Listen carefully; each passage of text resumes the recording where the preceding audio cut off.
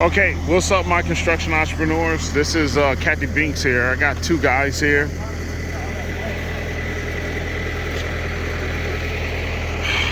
Working. We're doing a addition onto this building. I did elect to do the excavation and recompaction for this area here. I should not have taken it on, but I did.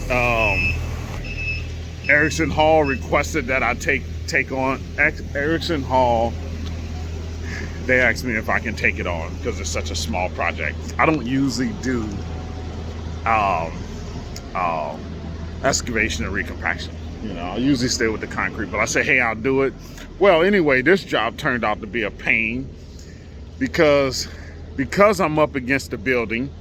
That certain inspector there wound up calling the head soils tech company, and then now they're making us go 10 by 10 area for excavation. It's literally a 20 by 10 add-on, and I'm already 2 days in this thing. I had another day into it, but I had another day into it on when we first started, but that day got canceled because they found some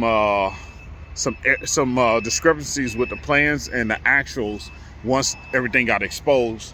So everything had to go back to the architect, redesigned, and now we're back out here. So I did hit the general contractor for a remobilization fee, which covered all the equipment I had out there on that first day because we wasn't able to really get anything done. So now we're back out here. I'm 2 days into this thing.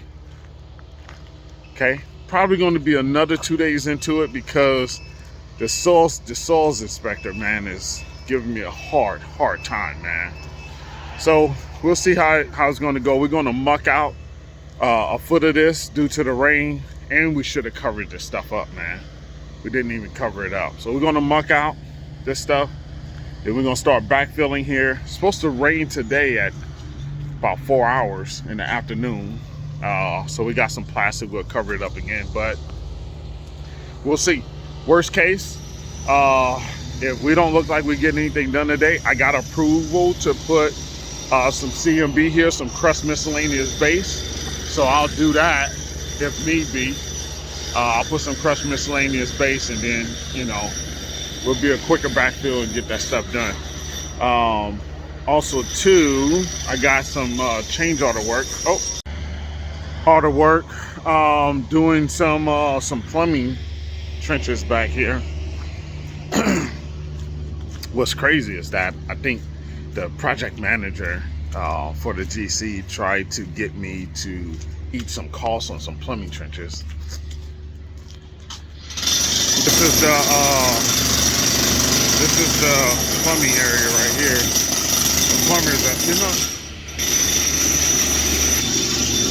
The plumbers are getting this done, so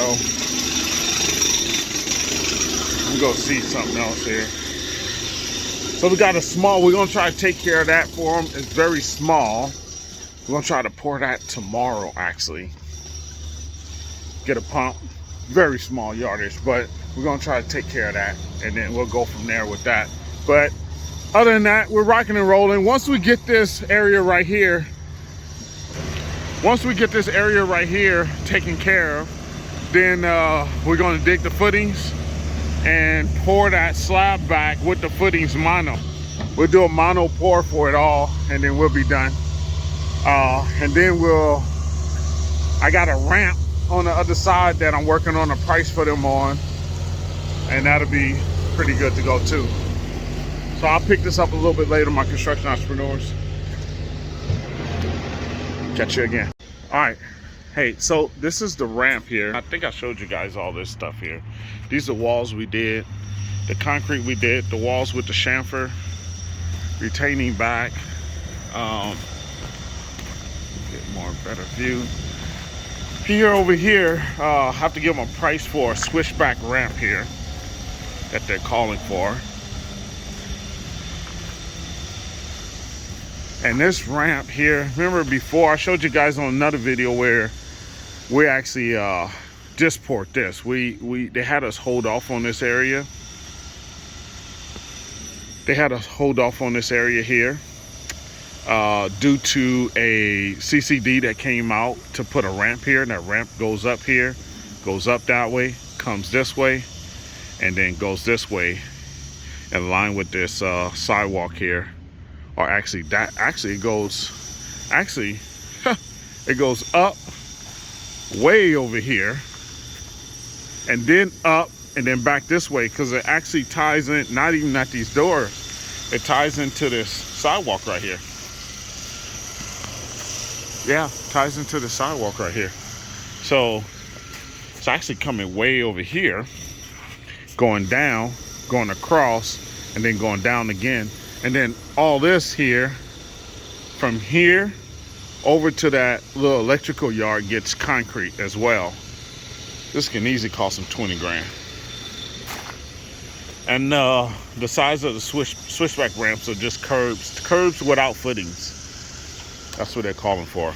We poured this recently. Matter of fact, that concrete right here that we just poured, that was a change.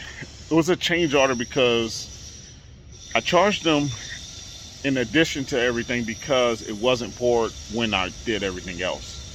So there's another $4,700 charge there that they're gonna pay on that.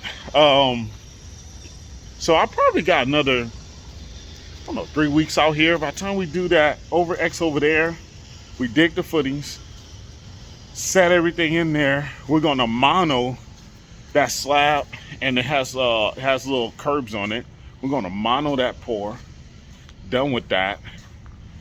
Then they want us to rest of these walls here. The walls look good, but they want us to sack the rest of them. Oh, and then, man, we have a so the fall on this, we had another issue here. Man, I swear, if it's not one thing, it's another, right, guys? So the fall over here, let me show you this here. So you see where I got water puddling? So I was a little bit late on my response too. So they wanted me to, they didn't like the puddling of water here. Well, the fall right here is like 0.03%. It's almost flat, less than 0.5% here. I can't make this work here, man. And there's a downspout here, and these are all the crawl spaces right here, right, for underneath the modular. And the drain is at the end here. We're right here at the end, you know. So it's 0.3 fall. So we was like, all right, we'll put some saw cut lines. It was like, oh, nope. The architect was like, nope, we don't want saw cut lines. So I was like, all right, well, what do you want to do? I was like, I'm not demoing it because the percentage doesn't make sense for me to demo, and the water's just gonna just fall into the next low area because there's not enough percentage for fall for it not to puddle. 0.03% is nothing. So basically I got a nasty email from the superintendent, and he was like, hey, well, you know, you guys haven't done anything. They asked me to, we told them we was gonna do grout there, or some Ardex, some Ardex there to kind of patch it in and make the water flow. We was just a little leery on that because it's so tight of a fall. So what I did was I told them in the email, let's take this back. So what should have happened is that the foreman I had out here at that time, which is no longer with me, when he noticed the fall for that area, he should have said something so we can R5 and not pour it. That's what we should do. Say, hey, this fall is too tight. We need to R5 to figure out what we're going to do in this section. And it would have been left up to the architect and the school to figure it out, right? We didn't do that. We poured it. Now we got this issue. So I'm late on that, and it's my fault. So they're like, okay, so if we have to ultimately rip it out, they're saying that I need to cover the cost because I didn't give ample enough time to allow a solution to be given. Instead, I poured it. So we'll battle about that later. But right now, we are going to, I think we're still going to put some Ardex there and kind of overlay the whole entire area, make it look good to where you just don't see Ardex on half the panels. and then we're gonna try to make it flow out that way and see what we can do. But that area could turn nasty. We'll see. But you know, a lot of times there's another thing is here too. So excuse me. So another thing is too, you got to realize is that, so on a lot of these public works jobs, ACI standards fall in place. So I also sent the email saying that, hey, I'm allowed a tolerance on everything. There's an ACI tolerance that can be applied to this area for me, to where I don't even have to touch that. If I have my guys give me the percentages on fall there, I'm probably within ACI standard to not have to repair it.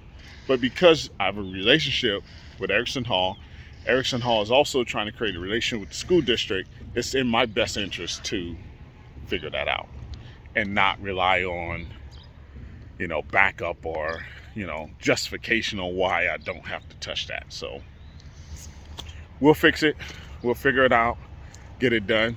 But, you know, I had some issues with a job, and I think I might go stop over there.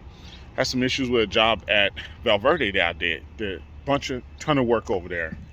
And I'll show you guys where we poured some sidewalk, and it has some rough broom areas and has some rough areas. And the reason why I had rough areas because the day of pour, the IRR, the inspector of record, had us changing things the morning we were pouring, and it caused us to fall behind and the mud get hot, and we fell behind on some areas, and the district didn't like how those areas look. Well, those areas technically fall within the ACI standard. So I brought that up. So I was pushing back on that. Well, a lot of the school officials was like, I wouldn't pour this at my house. Well, you know, I avoid conversations like that because this is not your house. You know, this is a commercial job. This belongs to the school, and it falls under a certain criteria, and you have to use those certain criteria so you don't have to eat a lot of this cost, because everything is not going to be perfect, as we know with concrete. So that's the deal there. So, oh man. So my construction entrepreneurs, I'm gonna let you go with that. To the end of this one here. Hustle hard, then hustle harder. Catch you on the next one.